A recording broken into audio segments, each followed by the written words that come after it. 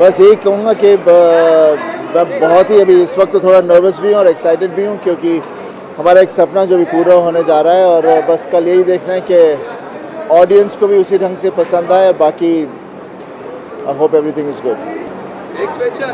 Question क्या घड़ी घड़ी यही क्वेश्चन पूछते हो? पापा हम लोग सब इकट्ठे हैं. हमारा एक जैसे कहा था एक सपना था जो पूरा हो रहा है, और बस just feeling very excited about the film.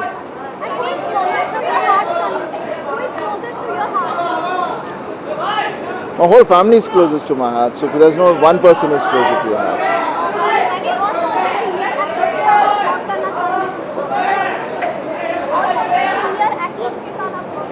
All depends on the script, किसके साथ काम करने का मौका मिलेगा, and we'll do that.